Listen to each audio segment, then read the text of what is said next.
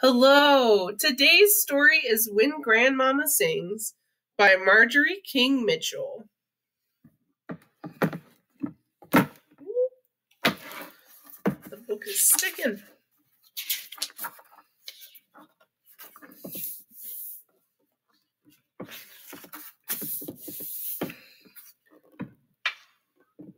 My grandmama, Ivory Bell Coles, loved to sing. She sang in the church choir. She sang while she cooked and cleaned and worked in the garden. Whenever she wasn't singing, she was humming. We lived in Pecan Flats, Mississippi. The summer I was 8, Grandmama would come by the house and listen to me read to my sister Carrie. Grandmama couldn't read herself, but she always had a song to sing. People in Pecan Flats loved to hear Grandmama sing. Whenever there was any kind of party, they'd always ask her to sing a few songs. After my cousin Robbie's wedding, one of the guests, Mr. Reynolds, asked Grandmama if she had ever thought of singing outside Pecan Flats.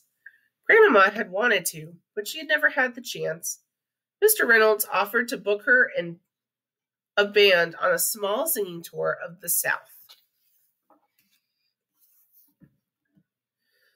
When Grandmama told us she was going to accept Mr. Reynolds' offer, I begged her to take me with her. I've never gone anywhere either, I said. I can help you read signs and menus and such. Daddy shook his head. I don't like the idea of you being so far from home. You know how hard things can be for colored people out on their own. Mama looked at Daddy. Belle won't be alone. She'll be with family, and she can help out her grandmother. She'll be all right. Grandmama pulled me close. I want Belle to go. She will be a big help to me. That settled it. I was going on tour with Grandmama. The day before we left, Mama and Daddy had the whole family over for a goodbye dinner. Aunt Mattie and Uncle Sam brought a sweet potato pie for dessert. After dinner, Grandmama sang a song. My favorite part was, I sing because I'm happy. I sing because I'm free. For his eye is on the sparrow, and I know he watches me. Grandmama knew everything was going to be all right. That made me feel good. Uncle Sam gave me his lucky rabbit's foot to take on our trip. He hugged me goodbye. You be safe and look after your grandmama. Here? The next morning, 3 old big cars drove up to our house. I wanted to ride in the car with the instruments, but Grandmama asked me to sit up with her in the lead car. We traveled on 2-lane paved highways that took us through many small towns that looked like Pecan Flats. Out in the countryside, we passed farms, mule barns, small churches, and abandoned buildings. Grandmama was nervous, but excited too. So was I. But the soothing hum of her voice comforted me.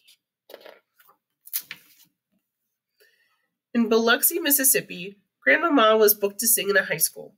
I sat in the front row and read while Grandmama and the band rehearsed. But I couldn't keep my mind on the book because her singing was so powerful. The way she clung to each note captivated me. That night, only 17 people showed up. I was so disappointed for Grandmama. Then the band began to play, and I heard Grandmama's voice soaring through the auditorium. It sounded as if she was singing to a room full of people. I saw folks nodding and smiling as Grandmama sang.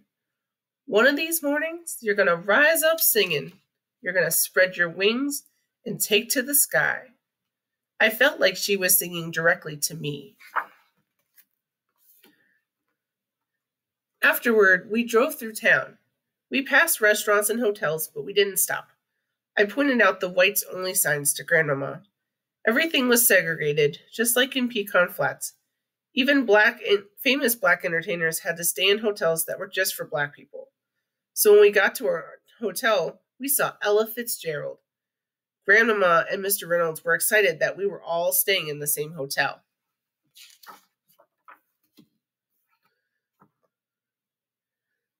We spent the next day on the road to New Orleans.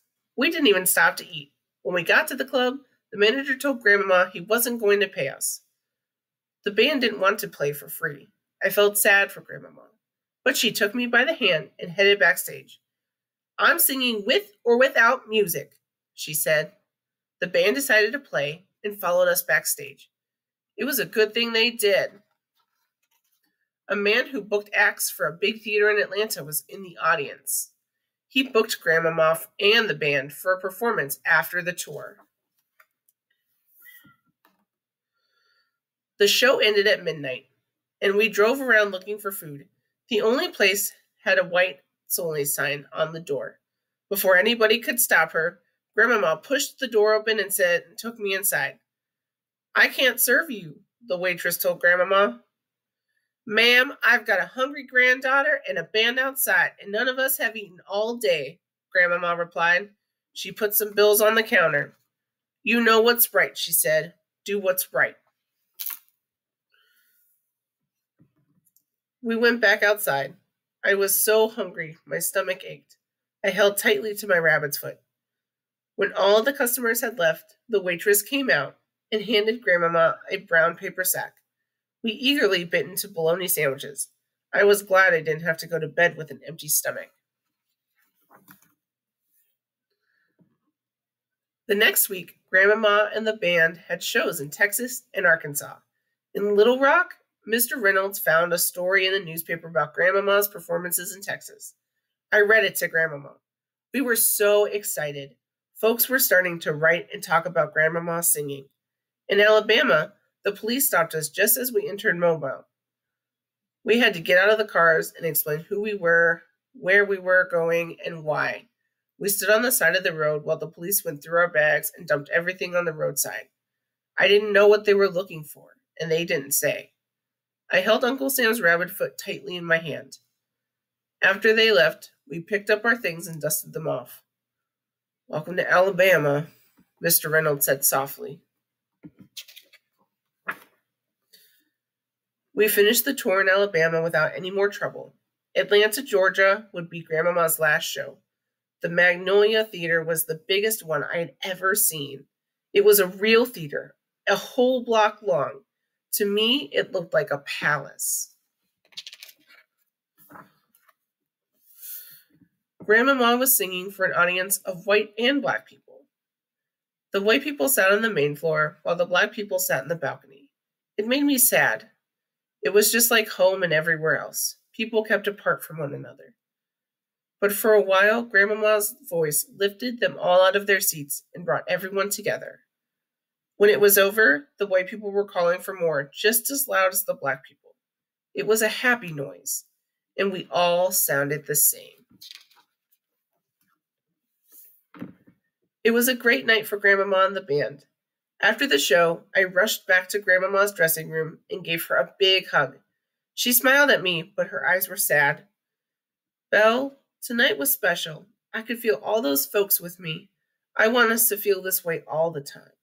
I want to sing in a place where black people and white people aren't kept apart. She said, that's the kind of world I want for you. When we got home, I had so much to tell Mama, Daddy, and Carrie about the places we had been and the things I had seen, and how Grandmama's songs had the power to bring people together. A few days later, Grandmama came by with a telegram. I read it to her. It was an offer from a record company up north, where things were a little easier for black people. Grandmama wanted to go. We said goodbye to Grandmama and Mr. Reynolds at the train station in Memphis. I knew Mr. Reynolds would take care of Grandmama and help her with reading. I was so proud of her. She'd never stop singing her songs, regardless of the size of the audience. She always knew things would work out. Now her music would go round the world. The promise of her song helped me believe in myself. As she got on the train, Grandmama turned to me and said, someday you'll sing your own song, Belle. And I knew I would. From left to right.